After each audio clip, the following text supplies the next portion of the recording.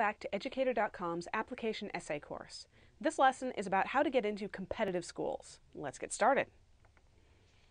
Okay, first off, I'm going to define what competitive schools are for the purposes of this lesson. These are the big name marquee schools like Harvard and Stanford and Yale and MIT and the ones where if you get into that school, your parents will be proud of you until the day you die and everyone in your family is going to have one of their sweatshirts.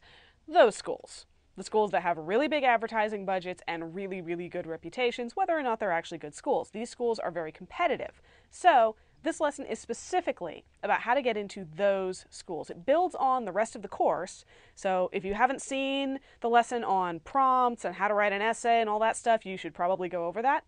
But this focuses specifically on how to get into Harvard and whatnot. And I actually have gotten students into Harvard, Yale, Stanford, oh golly, I can't remember them all, but a bunch of them. So, to begin with, our overview. First things first, calm down. I have never yet met a student who was applying to Harvard, Yale, Princeton, Stanford, whatever, who wasn't at least a little bit freaked out. So, step one, take a breath. These schools are actually pretty much the same as the schools that you are applying to that aren't so scary.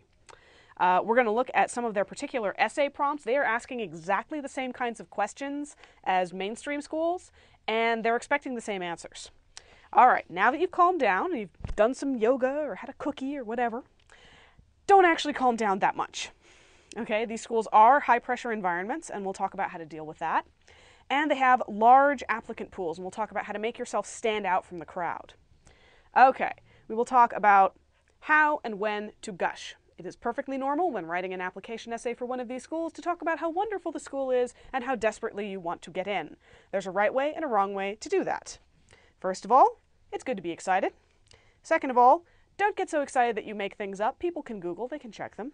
And third, you'll find that these schools are actually a lot like the popular kids in middle school and high school. And the same techniques you use for handling the popular kids, you can use on Harvard. Not kidding. All right, to begin with, calm down, take a breath, have a cookie, play with a dog, whatever you need. Highly competitive schools are really a lot like less competitive schools. They've just got better branding, sometimes because they're a few hundred years old, and usually they have more money. They have bigger endowments. They're just richer schools. But here's the thing. Their essay questions are usually quite similar to the questions for normal schools. They're still looking for the three things that pretty much all schools are looking for. They're looking for preparation, evidence that you paid attention in your prior education. They're looking for talent, evidence that you have the natural ability to succeed in your given field. And they're looking for fit. They're looking for someone who's going to be an asset to their campus. And if that sounds familiar, that's because that's exactly what all the other schools are looking for too.